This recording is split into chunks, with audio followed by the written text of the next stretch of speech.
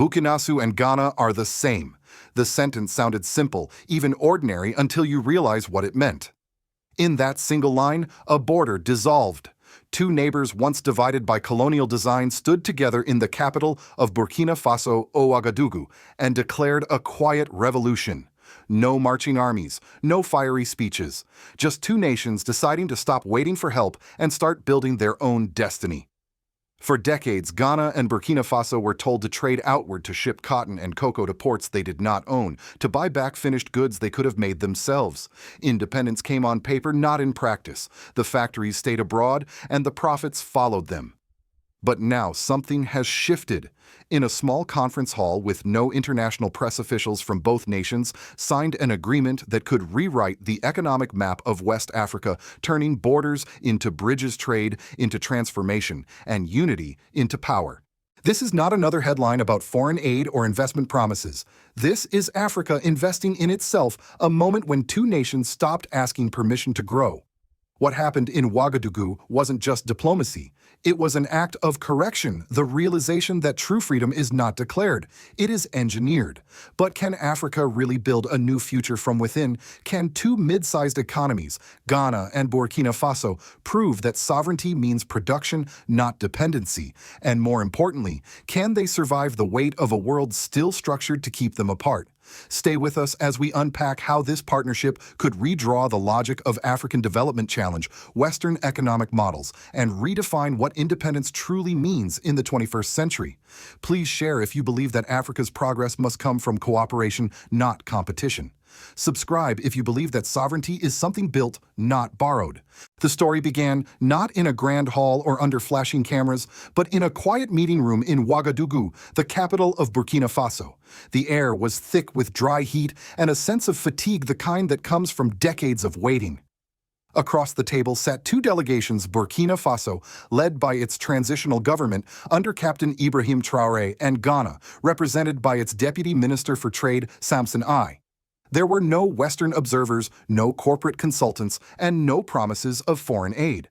What happened inside that room was not a negotiation. It was a declaration.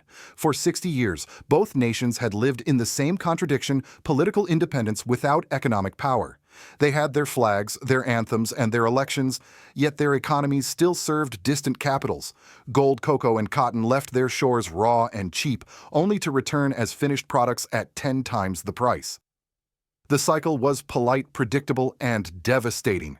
And so in Ouagadougou, the two neighbors finally asked the forbidden question: what if we stopped exporting poverty disguised as trade? The Ghana-Burkina Faso Economic Partnership Agreement signed that day was more than a memorandum. It was a structural rebellion. The two countries agreed to integrate their industries rather than compete. Ghana would process Burkina Faso's cotton in its textile hubs, while Burkina Faso would receive Ghanaian pharmaceuticals and cocoa derivatives, ensuring that value circulates within African borders. A joint investment facilitation desk was created to eliminate the bureaucratic barriers that have long suffocated cross-border trade. But the most radical part of this accord was not its content, it was its philosophy. For the first time in generations, African nations were not discussing access to global markets. They were questioning the very idea that access equals advancement. As Samson I put it, his voice calm but firm: "We will build our industries around what we grow and mine, not what others demand." That single statement carried the exhaustion of an entire continent. It was not anger, it was resolve. After decades of opening up to the world, both countries had realized that every open door led to someone else's warehouse. The new partnership sought to reverse the geography of dependence. Where colonial trade had forced raw materials to flow outward and profits to flow back, in this agreement turned that current inward toward African factories, African workers, and African markets.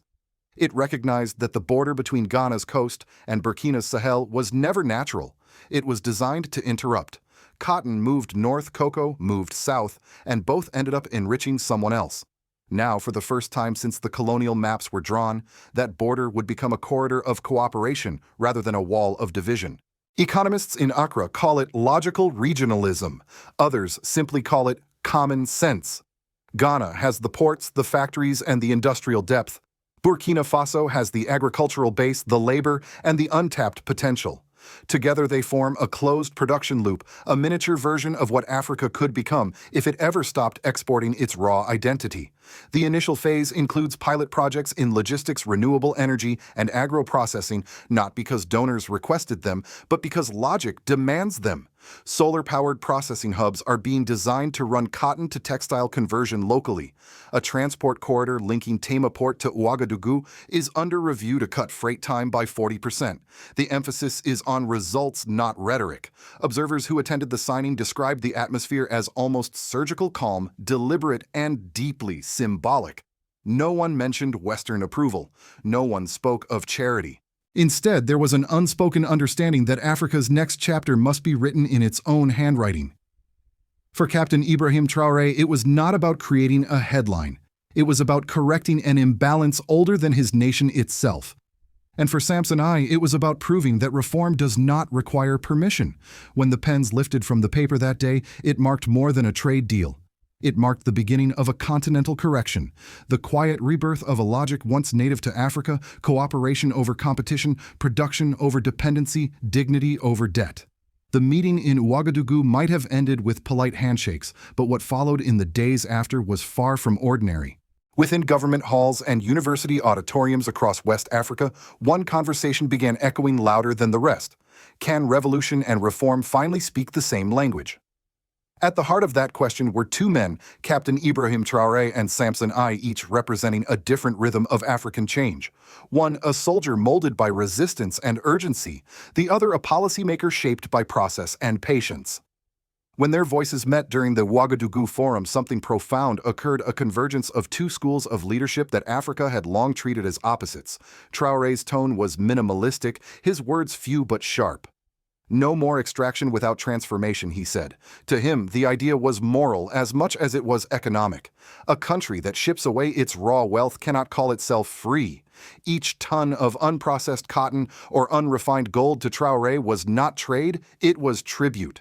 His philosophy was born from rupture: break the system, then rebuild it on African terms.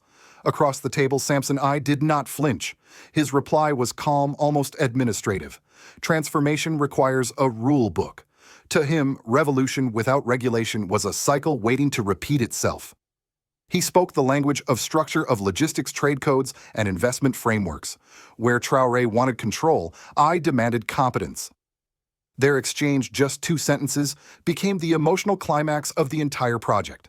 Observers later said it condensed 60 years of Africa's dilemma into one brief dialogue: how to protect sovereignty without losing functionality. It was not confrontation.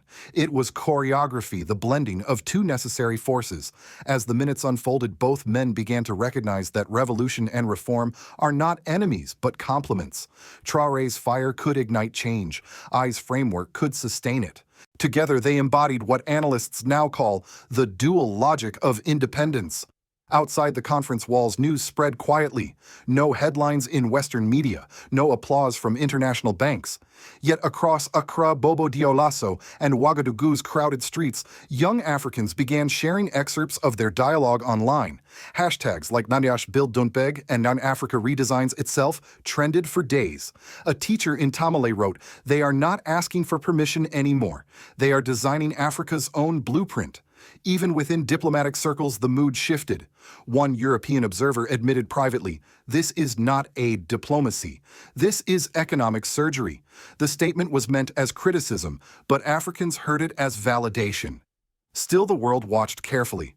Financial markets quietly assessed the implications. Western think tanks warned that if the Ghana-Burkina partnership succeeded, it could inspire a sovereign supply chain movement across the Sahel, one that would reduce dependency on foreign imports and aid altogether. For institutions like the IMF or World Bank, this was not just an economic experiment. It was an ideological threat. Back in Ouagadougou, the partnership moved forward with deliberate calm. Teams from both nations began forming technical committees, one on energy integration, another on trade harmonization, and a third on industrial research. Each step was small but symbolically powerful. Every shared spreadsheet, every synchronized tariff rule was a quiet rebellion against the colonial logic of separation. For the people, hope mingled with caution. In Accra's markets, traders spoke of opportunity. In Ouagadougou's radio talk shows callers debated whether the alliance could survive foreign pressure. But the most striking reaction came from young engineers at the University of Koudougou who volunteered to assist with textile automation. One of them said, "If our parents couldn't build this dream, maybe we can." That was the unspoken revolution, not on the streets, but in the minds of those who had once accepted dependence as destiny. In the days following the forum, local media began calling the event the day Africa spoke to itself. It wasn't hyperbole. For the first time in decades, two leaders didn't wait for validation from Washington, Paris, or Brussels. They looked at each other across a table, across a border, and found alignment. And in that alignment, the world glimpsed something it had not seen in Africa for generations: coherence. When the ink dried on the Ghana-Burkina Faso partnership, its consequences began to unfold far beyond the meeting room. The signatures had barely faded when farmers, factory workers, and civil servants started asking the same question: what does this mean for us? The first ripples appeared in the villages around Koudougou and Bolgatanga, where cotton farmers, long trapped in the export cycle, suddenly found themselves part of something new. For decades, their bales of cotton vanished across borders, reappearing months later as expensive garments in markets they could never afford. Now, under the new industrial plan, their cotton would stay home processed in Ghana's textile hubs. It meant shorter routes, fairer prices, and a sense of belonging in the very economy they sustained. "I used to sell my harvest to strangers I would never see again," said a farmer named Abdoulaye. "Now the buyer speaks my language. He comes from Accra, not from Paris." In Ghana's industrial zones, the sentiment was mirrored. Textile factory owners who once operated below capacity due to high import costs began retooling their plants for new supply contracts from Burkina Faso.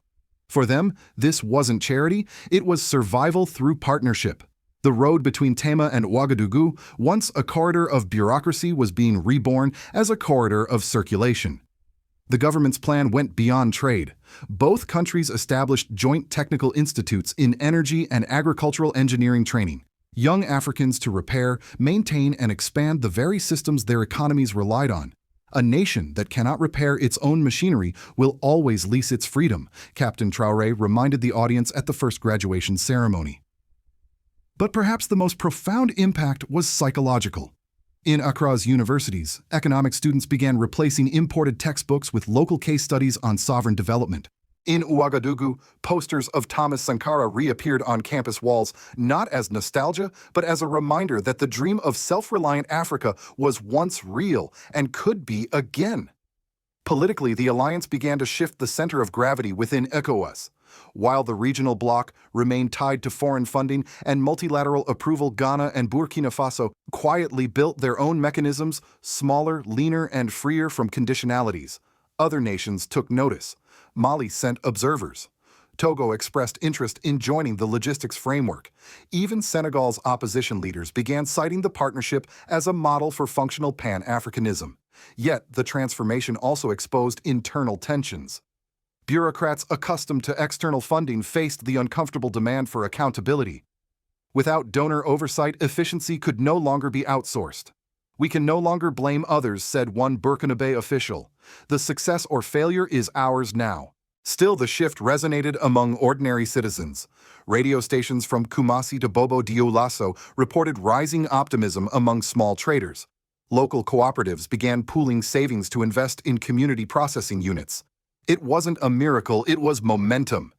Energy, once symbolic of dependence, became the new frontier of unity. Ghana's hydroelectric grid began linking with Burkina Faso's expanding solar plants. Shared power meant shared leverage. "Electricity is freedom," Traoré said bluntly. "Whoever controls power controls destiny." But not everyone celebrated. Western investors expressed quiet concern that regional protectionism might limit access to raw materials. Aid agencies feared the model could weaken donor influence. Yet for the first time, the criticism seemed irrelevant. Because in the streets of Ouagadougou, people no longer waited for approval. They spoke of factories of energy, of sovereignty in the same breath. It was as if the two nations had rediscovered an old truth that unity is not an anthem but an infrastructure. And that truth, once reawakened, was harder to silence than any revolution. In Washington, the news arrived quietly, almost unnoticed, until the analysts began to connect the dots. Two of West Africa's most stable nations had just signed a deal that would keep raw materials production and profits within African borders. For decades, development reports had spoken of regional integration, but this time it wasn't a PowerPoint proposal funded by the World Bank. It was a realignment of power built with African signatures, African funding, and African engineers. Inside U.S. think tanks, the tone was cautious. One report from the Center for Strategic and International Studies, CESIS, asked bluntly, if Ghana and Burkina Faso can build a closed-loop economy, what happens to America's leverage in West Africa? Another warned that Africa's new model of self-sufficiency could challenge the soft power foundations of Western influence. In diplomatic language, that meant one thing: Washington was nervous. For years, the United States had promoted the slogan, "Trade, not aid." Yet, when two African nations finally embodied that idea, it became inconvenient. The Ghana-Burkina alliance was too independent, too self-contained, too uncolonial in its tone. It didn't seek validation. It didn't borrow. It didn't beg. To policymakers in the West, this wasn't economic cooperation, it was economic defiance. Across the Atlantic, European officials were equally uneasy. The European Union had long treated West Africa as both a market and a moral project, an area to stabilize through partnership programs that always led back to Brussels. But Ghana and Burkina Faso had rewritten that script. They had built a model where sovereignty wasn't negotiated, it was engineered through production. A French newspaper, Le Monde Afrique, described the deal as a polite divorce from Europe. China and Russia, meanwhile, observed with strategic interest. Beijing saw in the partnership a potential framework for intra-African logistics corridors that bypass foreign mediation. Moscow's state media praised Traoré's leadership as proof that post-colonial Africa no longer needs Western supervision. In short, the world's balance of sympathy began to tilt, and the West could feel the axis move. But the most profound reaction didn't come from governments, it came from ordinary people across the diaspora. In New York, Atlanta, and Kingston, Pan-African groups hailed the partnership as a living continuation of the independence movements of the 1960s. They're doing what Kwame Nkrumah dreamed of, said an activist in Harlem. They're proving that unity isn't philosophy, it's production. Even within the African Union, a quiet admiration spread. Delegates from smaller economies whispered that the Burkina-Ghana model could become the sovereign prototype, a lean alternative to ECOWAS, free from donor politics. The idea that two countries could function as a single economic organism without foreign aid was revolutionary enough to stir imaginations continent-wide. Back in Washington, one analyst summarized the situation succinctly: for 50 years, the West built Africa's dependencies. Now Africa is building its own interdependence, and that's far more dangerous to the old order. In truth, the Ghana-Burkina Faso alliance was not anti-Western, it was post-Western. It didn't seek confrontation. It sought coherence, the right to exist economically without permission. But to the architects of the old system, coherence itself was rebellion.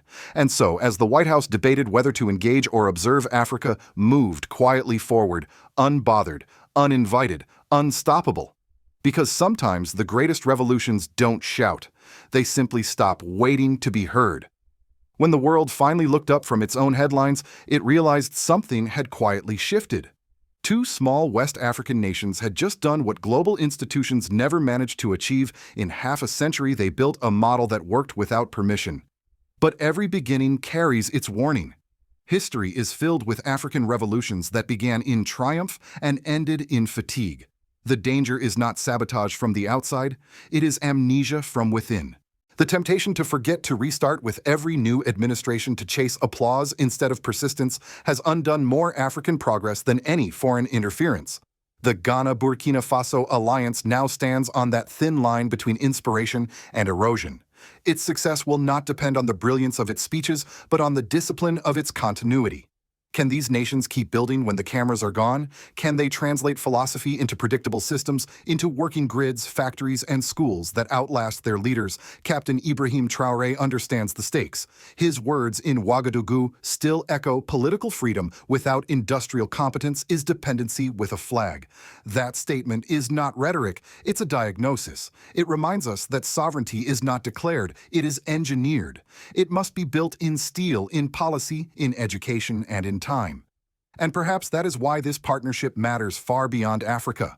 Because what is being tested in Ghana and Burkina Faso is not just an economic experiment, it's a civilizational question. Can a continent that was once divided by borders now rebuild itself through production? For many across the Black diaspora in Harlem, London, Kingston, and Lagos, the answer feels deeply personal. They see in Traoré and Samson I not two politicians but two architects of coherence trying to restore what colonialism broke: the logic of self-reliance and the pride of shared labor. If they succeed, they will not only change trade routes, they will rewrite the idea of progress itself. If they fail, the lesson will be clear that freedom without follow-through is still a form of captivity. So perhaps the question is not whether Ghana and Burkina Faso can survive global pressure. The real question is whether Africa can finally trust itself to sustain a dream once stolen and now reborn. Please share if you believe Africa's unity must begin with production, not promises. Comment below. Do you think President Ibrahim Traoré's model of sovereign development can endure beyond politics? Subscribe if you believe that the future of Africa should be built, not borrowed. Because in the end, the true revolution isn't the one that breaks chains. It's the one that never lets them be forged again.